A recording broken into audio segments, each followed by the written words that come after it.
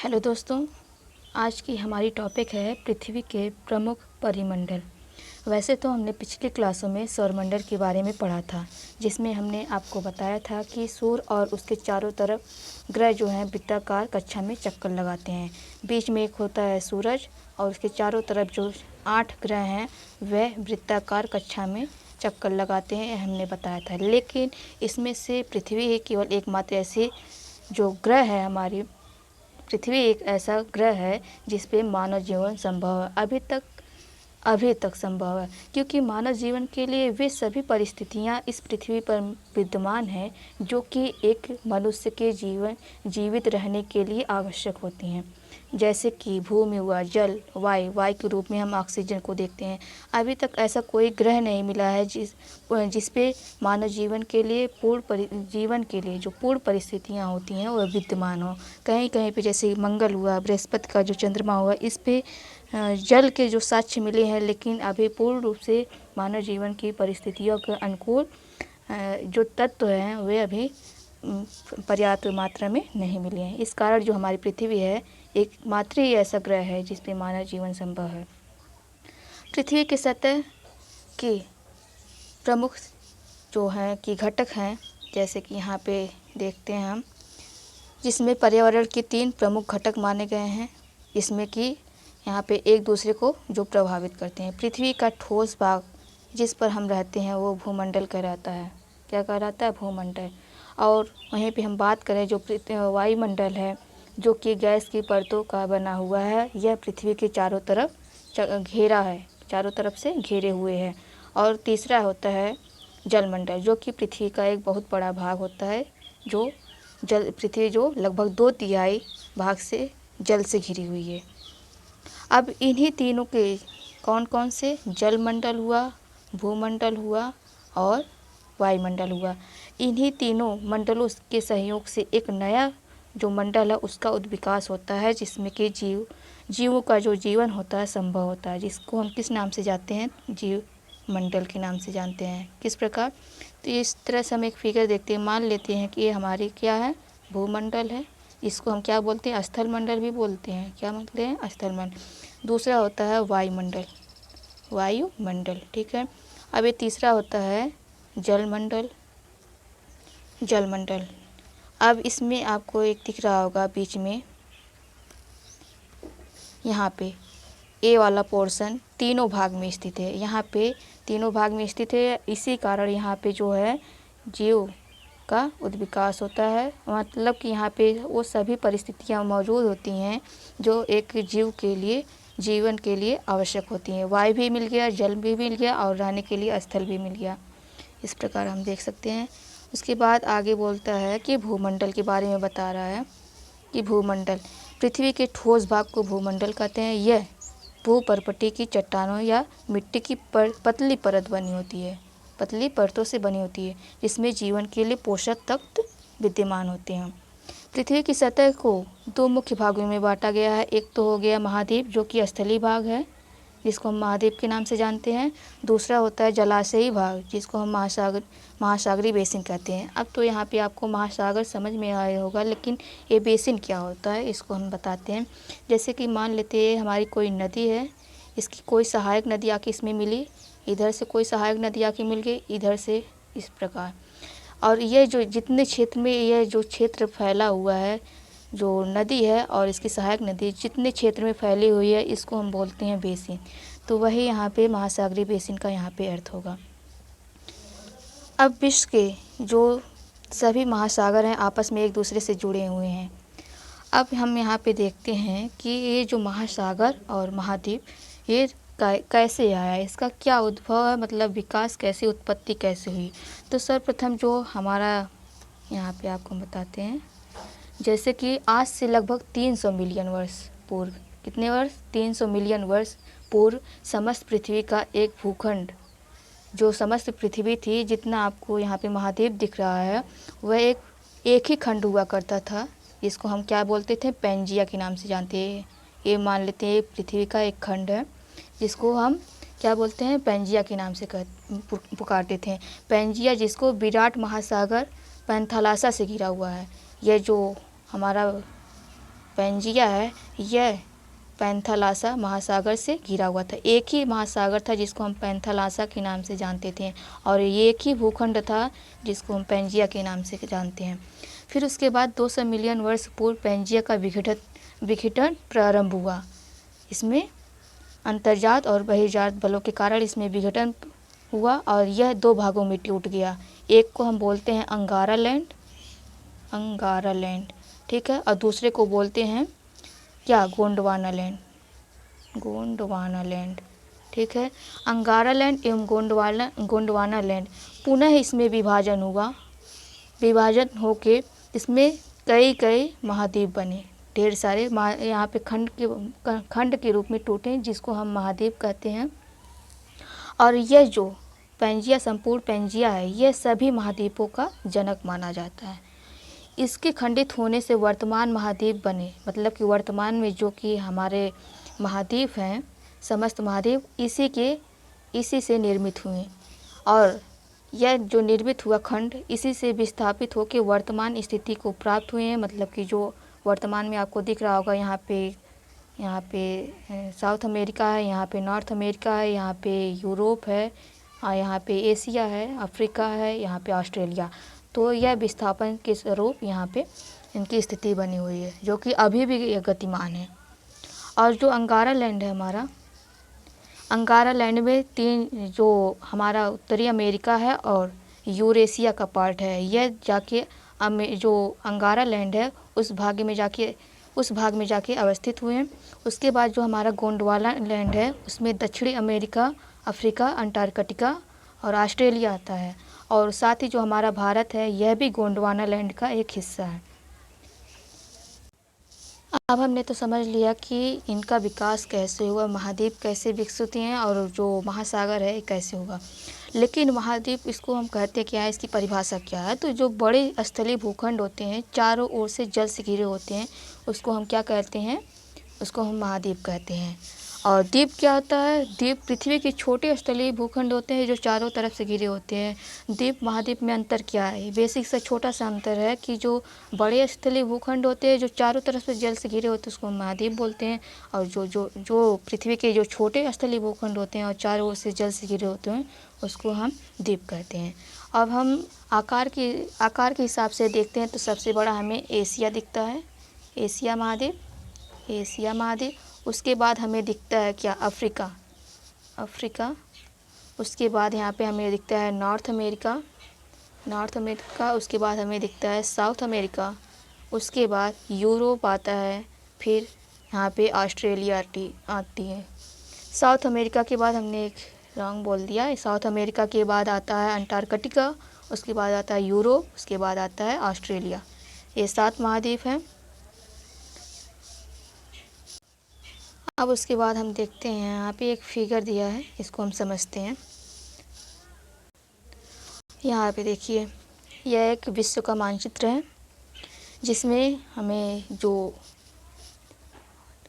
7 महाद्वीप दिखाए गए हैं। कितने महाद्वीप? 7 महाद्वीप। यहाँ पे है एशिया, दूसरा है अफ्रीका। आकार की स्थिति के आधार पे हम देख रहे हैं, यहाँ पे पहला है एशिया, दूसरा है अफ्रीका, तीसरा है नॉर्थ अमेरिका, फिर उसके बाद चौथा दक्षिणी अमेरिका, फिर उसके बाद आता है हमारा अंटार्कटिका जो वहाँ पे आपको दिख रहा है। उसके बाद आता है यूरोप, फिर सबसे लास्ट में आता है ऑस्ट्रेलिया जो कि सबसे छोटा महाद्वीप है। अब यहाँ पे हम देखते हैं, इसके चारों तरफ हमें महासागर दिख रहे होंगे। तो जैसे कि हम देख रहे हैं, यहाँ पे प्रशांत महासागर है, यहाँ पे अटलांटिक महासागर, यहाँ पे हिंद महासागर है, यहाँ पे आर्कटिक महासागर है, यहाँ पे दक्षिणी महासागर है। 5 महासागर हैं। और आपको हम बता दें कि हमारा, आपको पता ही होगा कि 7 महाद्वीप हैं। कितने महाद्वीप हैं? 7 महाद्वीप। लेकिन एक नया महाद्वीप की खोज की गई है, 8वां महाद्वीप है, जो कि उसका नाम है जीलैंडिया। क्या नाम है? जीलैंडिया। ठीक है, ये 8वां महाद्वीप है। लेकिन अभी यह बुक में आपको कहीं पे पढ़ने पे नहीं मिला, अभी जल्दी इसकी खोज हुई है, तो आने वाले समय में आपको यह बुक में भी दिखाई देने लगेगा। यहीं पे हम आपको एक महासागर का कॉन्सेप्ट बता देते हैं। जैसे कि हमने बताया कि जो हमारी पृथ्वी पहले थी, यह रहा हमारा पृथ्वी का भूखंड।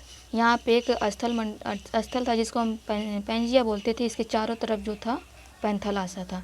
जैसे जैसे इसमें परिवर्तन हुआ, खंड के रूप में परिवर्तित हुआ यह हमारा पैंजिया, तो नए नए महाद्वीप बने, जैसे कि एशिया, ये सातों महाद्वीप बने। और सातों महाद्वीप जैसे कि हम मान लेते हैं कि कोई यहाँ पे कोई नदी बह रही है और यहाँ पे एक बाधक के रूप में कोई दीवार हम खड़ा कर दें, तो यह नदी तो एक ही थी। जैसे हम यहाँ पे एक दीवार खड़ी कर दें तो यहाँ पे दो नदियाँ दिखने लगीं, जैसे कि एक इधर हो गया, एक इधर हो गया। तो उसी प्रकार जैसे जैसे यहाँ पे हम महाद्वीप का देख रहे हैं, महाद्वीपों को, ये ऐसे जैसे यह जो महासागर है अलग अलग हिस्सों में बट गया। ये इधर हो गया, इसको ये इधर हो गया, ये वाला पूरा। इसी प्रकार महासागर 5 महासागर बन गए। पहले यह सर्वप्रथम एक ही महासागर था।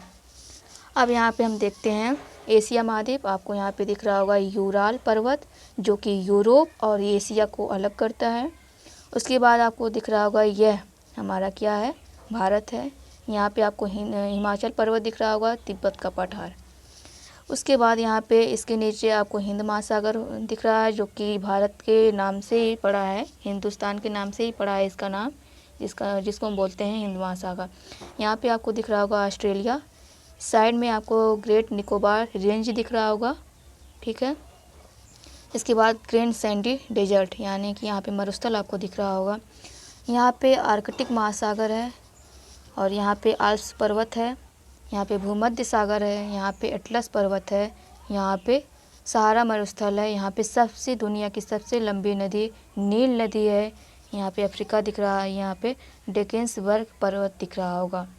यह यहाँ पे अब देखते हैं उत्तरी अमेरिका में, यहाँ पे अप्लेशियन पर्वत है, जो कि अवशिष्ट पर्वत के रूप में जाना जाता है। और यह उसी प्रकार उसी समय का है जिस समय का हमारे भारत का जो अरावली है वह।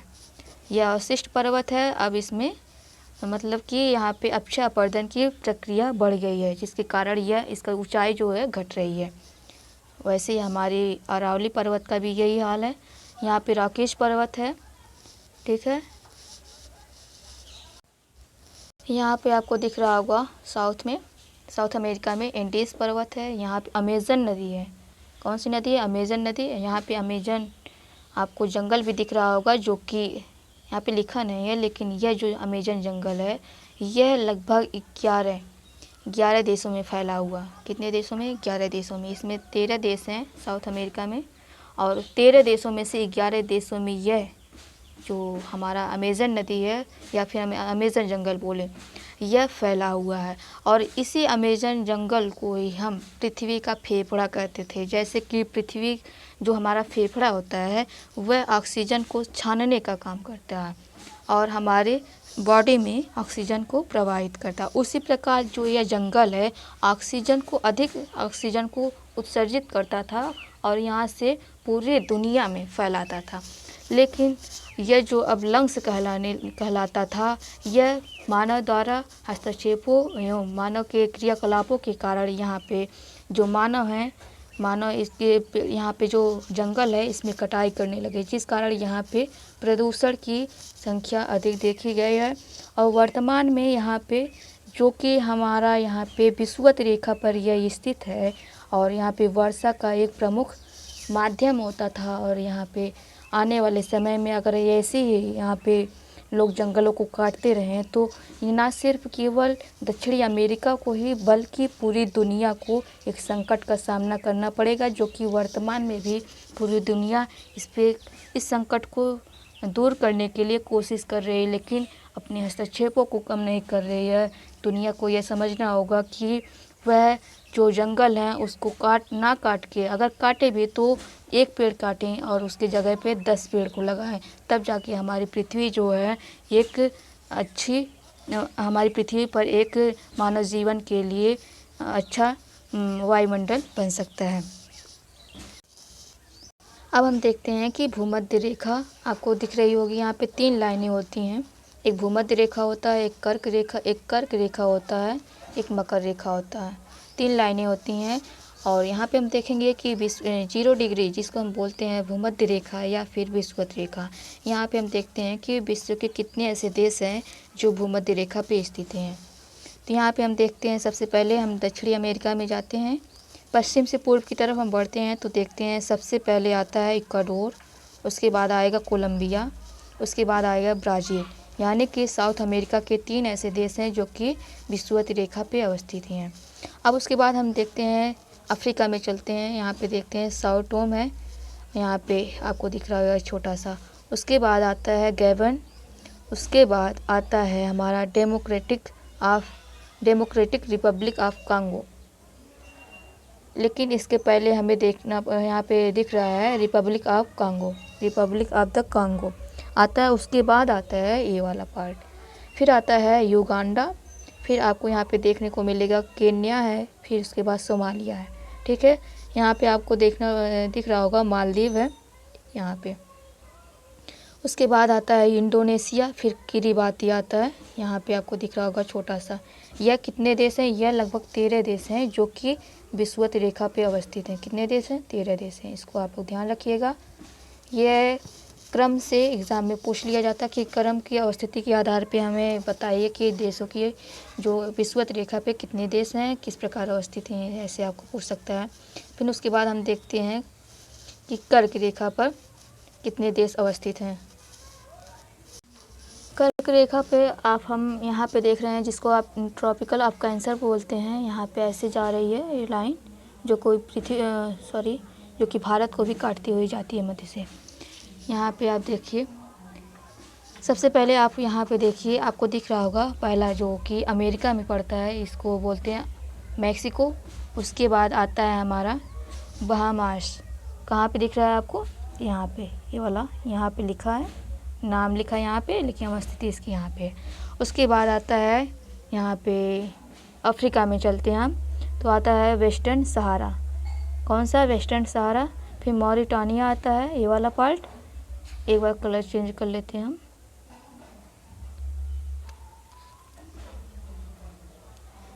फिर मॉरिटानिया आता है। उसके बाद आता है कौन सा? माली। आपको माली दिख रहा होगा यहाँ पे, माली आता है। फिर अल्जीरिया का पार्ट आता है। फिर उसके बाद आता है नाइजर कहाँ पे? यहाँ पे दिख रहा है। फिर उसके बाद आता है लीबिया, ये रहा लीबिया। उसके बाद आता है इजिप्ट, ये रहा इजिप्ट। उसके बाद आता है सऊदी अरब, यहाँ पे दिख रहा होगा सऊदी अरब।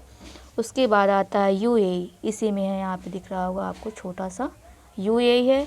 यहाँ पे दिख रहा होगा ओमान है, उसके बाद आता है अपना देश भारत। इसके बाद आता है बांग्लादेश। उसके बाद आता है म्यांमार, यहाँ पे आपको दिख रहा होगा म्यांमार। फिर उसके बाद आता है चीन। उसके बाद आता है ताइवान। यानी कि कुल टोटल जो हैं कर्क रेखा पे टोटल कितने देश अवस्थित हैं? 17 देश। कितने देश? 17 देश।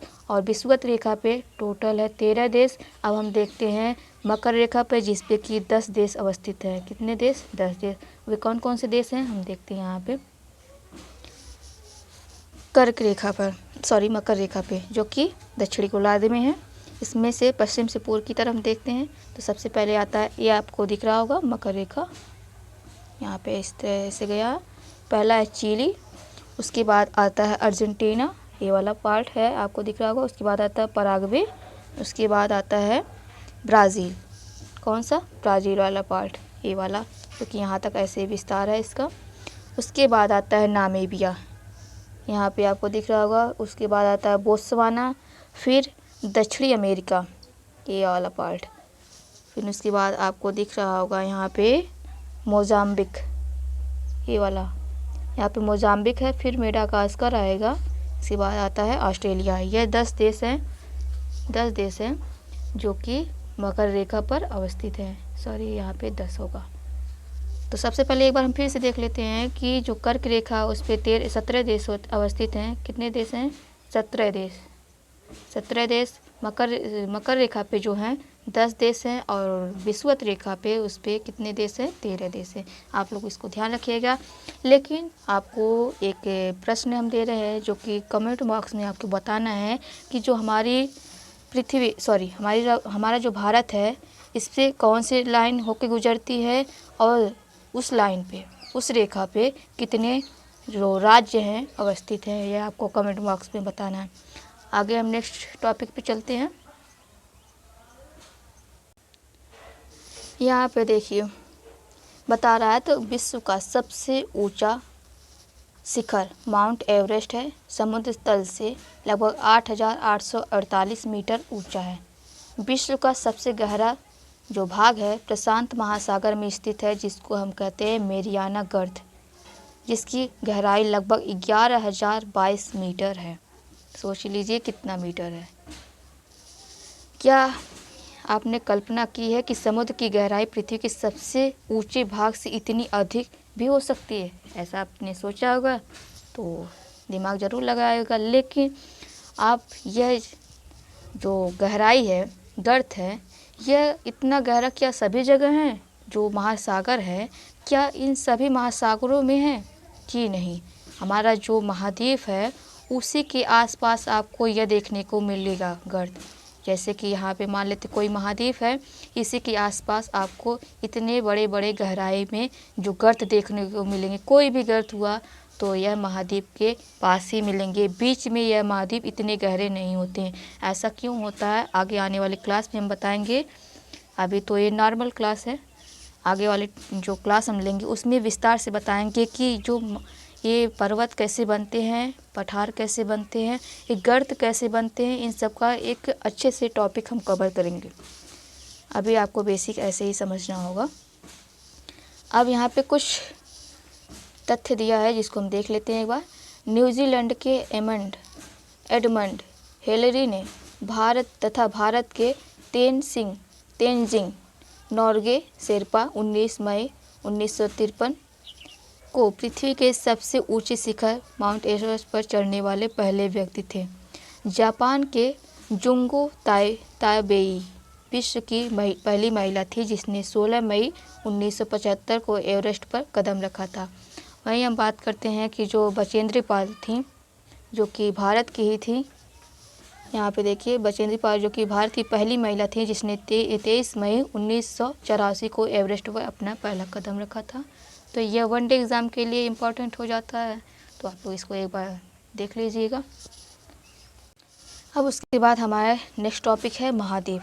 मैंने आपको महाद्वीप की उत्पत्ति कैसे हुई यह भी बता दिया, महाद्वीप की परिभाषा क्या है यह भी बता दिया, द्वीप क्या होते हैं, महाद्वीप क्या होते हैं, इनमें जो अंतर क्या होता है यह भी आपको बता दिया। अब हम देखते हैं इसके बारे में विस्तार से पढ़ेंगे। तो पृथ्वी पर कुल कितने महाद्वीप हैं? 7 महाद्वीप। एक कौन सा नया महाद्वीप खोजा गया है? जीलैंडिया, जो कि 8वां महाद्वीप है। उसके बाद ये विस्तृत जल राशि के द्वारा एक दूसरे से अलग है। हमने आपको बताया ना अभी कि जो महासागर है पैंथेलासा ही था, जो कि एक ही महासागर था, और यह एक दूसरे से अलग ही हुए हैं। ये महाद्वीप है जैसे कि एशिया है, यूरोप है, अफ्रीका है, उत्तरी अमेरिका, दक्षिणी अमेरिका, ऑस्ट्रेलिया, अंटार्कटिका। तो हमने आपको अच्छे से इसको बताया। अब इसके बारे में अच्छे से हम जानकारी लेंगे। तो सबसे पहले हमें दिख रहा होगा एशिया जो कि विश्व का सबसे बड़ा महाद्वीप है। यह पृथ्वी के कुल क्षेत्रफल का लगभग 1/3 भाग में फैला हुआ है। यह महाद्वीप पूर्वी गोलार्ध में स्थित है। कर्क रेखा इस महाद्वीप से होकर गुजरती है, आपको हमने यह भी बता दिया।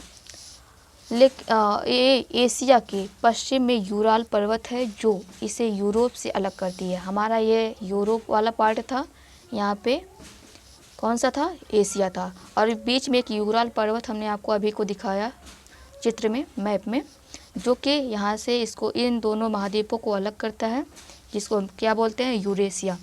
यूरेशिया का अर्थ होता है यहाँ पे यूरोप भी है, एशिया भी, दोनों को मिला के संयुक्त रूप से हम देखते हैं, इसको बोलते हैं यूरेशिया। उसके बाद आता है हमारा यूरोप। एशिया में यह बहुत छोटा है, लेकिन यह सबसे छोटा हमारा क्या है? ऑस्ट्रेलिया है। ऑस्ट्रेलिया से यूरोप बड़ा है, यहाँ पे आपको ध्यान रखना होगा। यह महाद्वीप एशिया के पश्चिम में अवस्थित है। यहाँ पे एशिया था, इसके बगल में ही तो था ना हमारा यूरोप। यह क्या है? एशिया के पश्चिम में है। आर्कटिक वृत्त इससे होकर गुजरती है। यह 3 तरफ से जल से घिरा है, जैसे कि हमारा एशिया है, यहाँ पे यूरोप है, इसी के ऊपर आपको देखने को मिल जाएगा मैप में आर्कटिक महासागर है, और यहाँ पे ऐसे होके जाता है हमारा आर्कटिक वृत्त।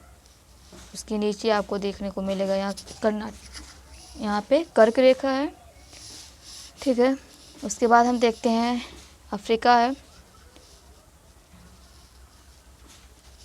एशिया के बाद यह विश्व का दूसरा सबसे बड़ा महाद्वीप है, जो कि विषुवत रेखा या फिर 0 डिग्री अक्षांश महाद्वीप के लगभग मध्य रेखा से होकर गुजरती है। अफ्रीका का बहुत बड़ा भाग उत्तरी गोलार्ध में स्थित है। जैसा कि हमने ये देखा कि यह हमारा जो है अफ्रीका है। कौन सा पार्ट है? अफ्रीका है। यहाँ पे यह जो है यहाँ से ये मकर रेखा है, यहाँ पे आपको देखने को मिल जाएगा विषुवत रेखा, यहाँ पे ऐसे आपको मिल जाएगा कर्क रेखा। यह एकमात्र ऐसा महाद्वीप है जिससे तीनों रेखाएं होकर गुजरती हैं।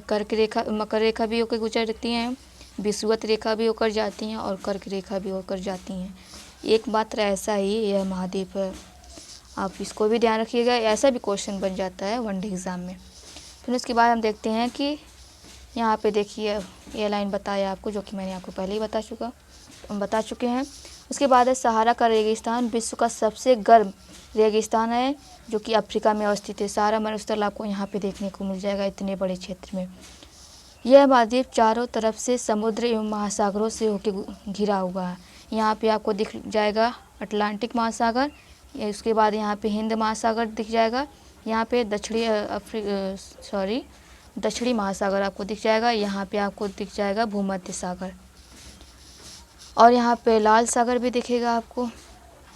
उसके बाद यहाँ पे सबसे लंबी नील नदी है होकर गुजरती है, विश्व की सबसे लंबी नदी है जो कि जिसका नाम है नील नदी, जो कि मैंने आपको मैप में बताया। उसके बाद है कर्क रेखा, मकर रेखा, विषुवत रेखा किन किन भागों से होकर गुजरती है, आपको एक कमेंट बॉक्स में बताना है। मैंने तो आपको पूरे विश्व में बता दिया, लेकिन आपको बताना है कि यह अफ्रीका में किस किन क्षेत्रों से होकर गुजरती है, उसका नाम बताना है। उसके बाद आता है हमारा उत्तरी अमेरिका।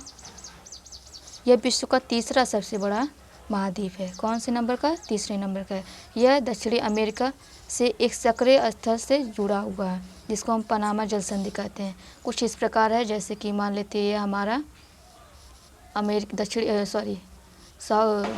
नॉर्थ अमेरिका है, और यहाँ पे आपको दिख जाएगा ऐसे करके, यहाँ पे ये आपको साउथ अमेरिका दिख जाएगा। यहाँ पे स्थल संधि है, जिसको हम पनामा स्थल संधि कहते हैं। तो यहाँ पे इससे एक सक्रिय क्षेत्र से यह दोनों जो महाद्वीप हैं एक दूसरे से जुड़े हुए हैं। ठीक है, अब यहाँ पे आपको दिख रहा होगा स्थल संधि और जल संधि को आपको बताया है मैप में अच्छे से। यहाँ पे देखिए, सबसे पहले देखिए कि स्थल संधि क्या होती है। स्थल संधि स्थल का एक सकरा भाग होता है जो दो बड़े स्थलीय भागों को एक दूसरे से जोड़ता है। आपको यहाँ पे दिख रहा होगा साउथ अमेरिका है, यहाँ पे दिख रहा होगा नॉर्थ अमेरिका है, यहाँ पे मैक्सिको है, और यह कैसे जोड़ रहा है स्थल संधि से। यहाँ पे आप लोग देख रहे होंगे पतला सा पार्ट है जो कि एक दूसरे को जोड़ रहा है। उसके बाद हम देखते हैं यहाँ पे जल संधि क्या होता है। तो जल संधि यहाँ पे देखिए, कलर चेंज कर लेते हैं। जल संधि यह क्या होता है? पानी का सकरा भाग होता है जो दो बड़ी जल राशि जैसे कि समुद्र तथा महासागरों को एक दूसरे से जोड़ता है। आप यहाँ पे उदाहरण के लिए समझ सकते हैं, जैसे कि हमारा भारत है और यहाँ पे श्रीलंका है। यहाँ पे बीच में आपको दिख रहा होगा स्थल संधि है। यह कौन सी स्थल संधि है? इसको हम बोलते हैं पाक जल संधि। सॉरी, हम स्थल संधि बोले, ये जल संधि है। इसको क्या बोलते हैं? पाक जल संधि। यहाँ पे क्वेश्चन पूछा है, मैंने आपको बता ही दिया। उसके बाद हम देखते हैं दक्षिणी अमेरिका। यहाँ पे देखिए, दक्षिणी अमेरिका का अधिकांश भाग दक्षिणी गोलार्ध में स्थित है। यहाँ पे आपको दिख रहा होगा कर्क रेखा यहाँ से गुजरी, उसके बाद यहाँ पे विषुवत रेखा गया, यहाँ पे मकर रेखा गया। तो अधिकांश भाग आपको दिख रहा होगा कि दक्षिणी गोलार्ध में स्थित है। इसके पूर्व एवं पश्चिम में कौन कौन से दो महासागर स्थित हैं, कमेंट बॉक्स में बताइए आप, क्योंकि मैंने तो आपको मैप में अच्छे से समझा दिया। और उसके बाद देखते हैं विश्व की सबसे लंबी पर्वत श्रृंखला एंडीज इसके उत्तर से दक्षिण तक की फैली हुई है। यहाँ पे एंडीज है, एंडीज पर्वत श्रृंखला है, यह पूरा विस्तार इसका ऐसे है। ठीक है, दक्षिणी अमेरिका में विश्व की सबसे बड़ी नदी अमेजन नदी बहती है। यह भी हमने आपको बताया, जो कि कितने क्षेत्रों में है? 11 देशों में फैली हुई है। यहाँ पे इतने क्षेत्र में फैली हुई है जो कि दक्षिणी अमेरिका में 13 देश हैं, जिसमें से 11 देश तक फैली हुई है कौन, यही नदी अमेज़न नदी। उसके बाद आता है हमारा ऑस्ट्रेलिया, जो कि लास्ट है। ऑस्ट्रेलिया विश्व का सबसे छोटा महाद्वीप है, जो पूरी तरह से दक्षिणी गोलार्ध में स्थित है। यह चारों तरफ महासागरों से घिरा हुआ है एवं समुद्र से घिरा हुआ है, जिसको द्वीपीय महाद्वीप कहते हैं। अब द्वीप क्या होता है, मैंने आपको बता दिया कि जो पृथ्वी के छोटे स्थलीय भूखंड होते हैं, जो चारों तरफ से जल से घिरे होते हैं। जल से घिरे होने के कारण इसको हम द्वीपीय महाद्वीप कहते हैं। उसके बाद एक हमारा रह गया था अंटार्कटिका। यह बहुत बड़ा महाद्वीप है, जो कि दक्षिणी गोलार्ध में स्थित है। दक्षिणी ध्रुव इस महाद्वीप के मध्य में स्थित है। चूँकि यह दक्षिणी ध्रुव क्षेत्र में स्थित है, इसलिए इसको हम यह हमेशा मोटी परतों, बर्फ़ की मोटी परतों से ढका होता है। किसी भी प्रकार का अस्थायी मानव निवास यहाँ पे नहीं है। बहुत से देशों शोध केंद्र यहाँ पे स्थित है, जो कि भारत ने भी अपना शोध केंद्र यहाँ पे स्थित किया है। जैसे कि पहला है मैत्री, दूसरा है दक्षिणी गंगोत्री नाम से वहाँ पे शोध केंद्र स्थित है। यहाँ पे आपको दिख रहा होगा, आपको हम दिखा दें कि किस प्रकार हमारा अंटार्कटिका दिखता है। आपको यहाँ पे नीचे दिख रहा होगा अंटार्कटिका। अंटार्कटिका इतना बड़ा क्षेत्र, आपको लगेगा कि यह यह यहाँ पे जो दिख रहा है साउथ अमेरिका, इससे भी तो बड़ा दिख रहा है, लेकिन यहाँ पे मैप में दिखाया गया है तो यह चौड़े करके दिखाया गया, लेकिन इसकी अवस्थिति जो है गोल में है। जैसे कि आपको यहाँ पे दिख रहा होगा, यह हमारा साउथ अमेरिका है। कौन सा साउथ अमेरिका है, यहाँ पे आपको दिख रहा होगा अफ्रीका वाला पार्ट, ये गोल में है ऐसे, तो इस कारण यहाँ पे छोटा है, लेकिन वहाँ पे उस वाले मैप में बड़ा करके दिखाया जाता है। यहाँ पे ऑस्ट्रेलिया दिख रहा होगा, ठीक है। यहाँ पे देखिए न्यूजीलैंड है यहाँ पे, ठीक है। आपको इतना समझ में, आगे बढ़ते हैं। अब हमारा एक नई टॉपिक आती है, उसका क्या नाम है, जलमंडल। पृथ्वी को नीला ग्रह कहा जाता है। क्यों कहा जाता है, क्योंकि 2/3 भाग जो है हमारी पृथ्वी जल से घिरी हुई है। पृथ्वी का 71% जल से घिरा हुआ है, 29% जो है स्थल भाग। इस कारण जल की अधिकता होने के कारण इसको क्या कहते हैं हम, नीला ग्रह कहते हैं। जलमंडल में जो है जल के सभी रूप अवस्थित हैं। सभी रूप कहने का अर्थात क्या है, यहाँ पे जल जो तरल अवस्था में भी है, ठोस अवस्था में है, जैसे कि बर्फ़। यहाँ पे आप देखते होंगे अधिक ऊंचाई वाले क्षेत्रों में, पोलर रीजन में आपको देखते होंगे कि बर्फ़ के रूप में जो जल अवस्थित है। इसमें महासागर, नदियाँ, झीलें, हिमनदियाँ, भूमिगत जल, वायुमंडल की वाष्प सभी सम्मिलित हैं। पृथ्वी पर पाए जाने वाले जल का 97% जो भाग होता है महासागरों में अवस्थित है। वह इतना अधिक खारा होता है जिसमें मानव जो है उसका डायरेक्ट यूज़ नहीं कर पाता है। यहाँ पे आपको एक फिगर दिख रहा होगा, यहाँ पे आकार में अवस्थिति बताया, तो मैंने आपको तो बता दिया है, कोई बात नहीं, इसको देखने की ज़रूरत नहीं है। यहाँ पे अब बोल रहा है कि मानव के उपयोग में नहीं आ सकता, जो कि हमने जो महासागर की बताया, महासागरों का जल वो डायरेक्ट महासागर का जल मानव उपभोग नहीं कर सकता। शेष जल का बहुत बड़ा भाग बर्फ़ की परतों एवं हिमनदियों तथा भूमिगत जल के रूप में पाया जाता है। जल का बहुत कम भाग जो अलवण जल है, मतलब कि जिसमें नमक नहीं पाया जाता है, के रूप में पाया जाता है, जो मनुष्य के इस्तेमाल में आता है। यही कारण इसको नीले ग्रह के बावजूद पानी की कमी यहाँ पे महसूस की जाती है। अब हम आपको एक डाटा के हिसाब से बताते हैं कि हमारी पृथ्वी पे इतना जल होने के कारण यहाँ पे फिर भी जल की कमी महसूस की जाती है, ऐसा क्यों? तो हम देखते हैं। यहाँ पे आप देखिए, मान लेते हैं कि हमारी पृथ्वी पे 100% जल अवस्थित है। कितना परसेंट? 100%। इनमें से जो 97% है, 97% जो भाग है, ये क्या है, ओशियन में है। ओशियन मतलब महासागर में अवस्थित है इसकी। महासागर में क्या है, खारा जल है। अब उसके बाद बचा 3%, इसमें से 3% जो हमारा है, यह क्या, फ्रेश वाटर है। क्या है, फ्रेश वाटर, ठीक है। अब अगर इसको हम 100% मान लेते हैं, 100% अगर हम इसको मान लेते हैं, तो इसका 69% जो है, क्या है, 69% जो ग्लेशियर में है, यानी कि जो हमारे पर्वतों पे बर्फ़ के रूप में अवस्थित है। और इसमें से अगर हम 30% यहाँ पे देखें तो यह भूमिगत जल के रूप में, जो कि हमारी पृथ्वी के नीचे स्थित है। और बचा 1% जो हमारी पृथ्वी की सतह पर स्थित है। अब इसको 1 मिनट, अगर हम इसको 100% मान लें, इस 1% को हम 100% मान लें तो क्या होगा। यहाँ पे अगर 100% माने, इसका क्या है 87%, 87% जो है झील में पाया जाता है, झीलों में पाया जाता है। ठीक है। और इसमें से 11% जो है हमारा नम भूमि में पाया जाता है। नम भूमि कहने का अर्थात यहाँ पे दलदली भूमि है।